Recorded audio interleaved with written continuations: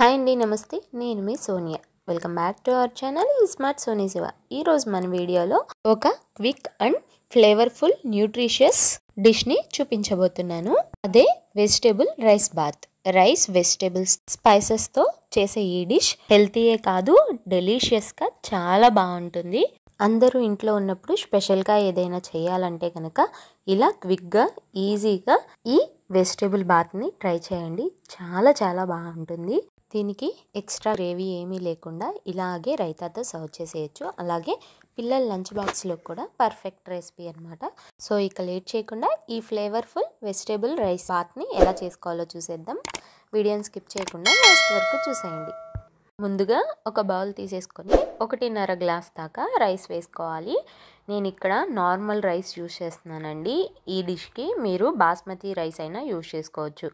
ఇప్పుడు ఈ రైస్ని ఒక 2-3 సార్లు బాగా శుభ్రంగా వాష్ చేసేసుకోవాలి. ఇలా 2-3 సార్లు వాష్ చేసుకున్న తర్వాత బియ్యం మునిగేంత వరకు నీళ్లు పోసేసుకొని 15 నుంచి 20 నిమిషాల పాటు బియ్యాన్ని నానబెట్టుకోవాలి. ఈలోపు మనం కుక్కర్ పెట్టేసుకోవాలి స్టవ్ మీద. ఇందులోకి ఒక 2 టేబుల్ స్పూన్ల దాకా ఆయిల్ వేసేసుకొని, అలాగే ఒక బటర్ క్యూబ్ని యాడ్ చేస్తున్నాను నేను. మీరు ఇంకొక 1 టేబుల్ స్పూన్ దాకా ఆయిల్ అయినా యాడ్ చేసుకోవచ్చు, లేదా గీ అయినా యాడ్ చేసుకోవచ్చు. ఇప్పుడు ఇందులోకి 2 యాలకులు, అలాగే 3-4 లవంగ మొగ్గలు, ఒక 1 టేబుల్ స్పూన్ దాకా జీలకర్ర, 1 టేబుల్ స్పూన్ దాకా మిరియాలు వేసి వీటిని కొంచెం ఫ్రై చేసుకోవాలి. ఇవి కొంచెం ఫ్రై అయిన తర్వాత ఇందులోకి 2 టేబుల్ స్పూన్ల దాకా జీడిపప్పులను కూడా వేసుకొని గోల్డెన్ బ్రౌన్ కలర్ వచ్చేంత వరకు ఇలా ఫ్రై చేసుకోవాలి. ఇవి ఇలా ఫ్రై అయిపోయిన తర్వాత ఇందులోకి సన్నగా చాప్ చేసుకున్న ఒక అరకప్పు దాకా ఉల్లిపాయ ముక్కల్ని వేసుకోవాలి. ఉల్లిపాయ ముక్కలు కూడా వేసుకున్న తర్వాత ఈ ఆయిల్లో ఉల్లిపాయలు కూడా కొంచెం మగ్గేంత వరకు ఇలా వేయించుకోవాలి. ఉల్లిపాయలు ఇలా కొంచెం మగ్గిన తర్వాత ఇందులోకి ఒక అరకప్పు క్యారెట్ ముక్కలు, ఒక అరకప్పు ఫ్రెంచ్ బీన్స్, అలాగే ఒక అరకప్పు దాకా బంగాళదుంప ముక్కల్ని వేసేసుకొని ఇందులోకి ఈ వెజిటేబుల్స్ అన్నీ మగ్గడం కోసం ఉప్పు వేసుకోవాలి. నేనైతే ఇక్కడ ఒక 1 టేబుల్ స్పూన్ దాకా సాల్ట్ వేసాను. మీరు మీ రుచికి తగినంత వేసుకోవచ్చు. ఉప్పు కూడా వేసేసుకున్న తర్వాత ఈ వెజిటేబుల్స్ని అంతా బాగా కలిసే విధంగా కలిపేసుకొని కుక్కర్కి విజిల్ తీసేసి మూత పెట్టేసుకొని మగ్గించుకోవాలి. ఈలోపు మనం ఒక మిక్సీ జార్ తీసుకొని 2 టేబుల్ స్పూన్ల దాకా ఎండు కొబ్బరి, అలాగే 2 టేబుల్ స్పూన్ల దాకా పొట్టు వలుచుకున్న వెల్లుల్లి, 2 ఇంచుల దాకా అల్లంని ఇలా సన్నగా ముక్కలుగా కట్ చేసుకొని వేసుకోవాలి. ఇప్పుడు ఇందులోకి కారానికి తగ్గినట్టు 4 లేదా 6 పచ్చిమిర్చిని ఇలా స్లైసెస్లా కట్ చేసుకొని వేసుకోవాలి. ఇందులోకి 1 కప్పు దాకా పుదీనా, అలాగే 2 కప్పుల దాకా కొత్తిమీరను కూడా వేసుకోవాలి. ఇక్కడ నేను ఎండు కొబ్బరి యూజ్ చేశాను కదా, మీరు పచ్చి కొబ్బరి అయినా యూజ్ చేసుకోవచ్చు. ఇప్పుడు ఇలా కొత్తిమీర కూడా వేసేసుకున్న తర్వాత ఈ మిక్సీ జార్లో వాటర్ ఏమీ వేయకుండా ఈ వీటిలన్నిటిని మెత్తగా ఇలా నేను వీడియోలో చూపిస్తున్న విధంగా ఇలా చక్కగా పేస్ట్లా చేసుకోవాలి. నీళ్ళు అసలు యూజ్ చేయొద్దండి. సో ఇలా పేస్ట్లా వేసేసుకున్న దాన్ని మనం ఫ్రై చేసుకుంటున్న కూరగాయ ముక్కల్లో వేసేసుకోవాలి. ఇక్కడ ఈ వెజ్జీస్ అనేది మరీ సాఫ్ట్గా కుక్ అవ్వని అవసరం లేదు. నేను వీడియోలో చూపిస్తున్న విధంగా హాఫ్ కుక్ అయితే సరిపోతుంది.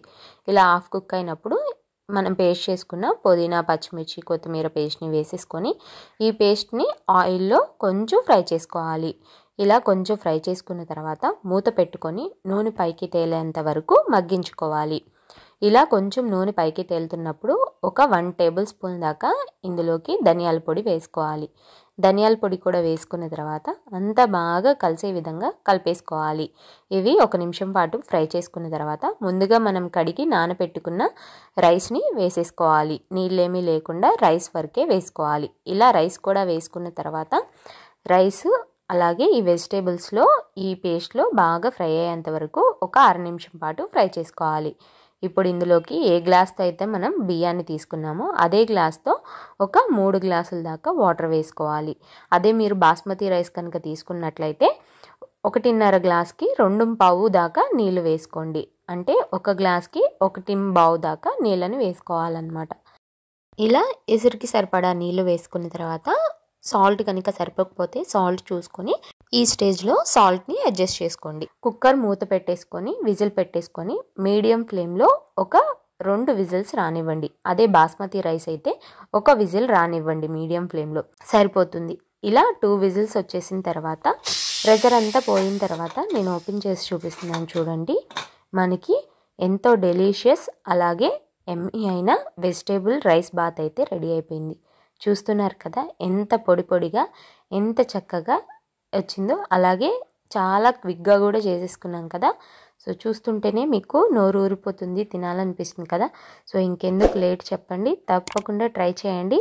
ఈ రెసిపీ అయితే చేసుకోవడం చాలా చాలా ఈజీ, 10 నిమిషాల్లో చేసేసుకోవచ్చు. పిల్లల లంచ్ బాక్స్లో కూడా చాలా ఈజీగా చేసి పెట్టచ్చు, పిల్లలు కూడా చాలా ఇష్టంగా తింటారు.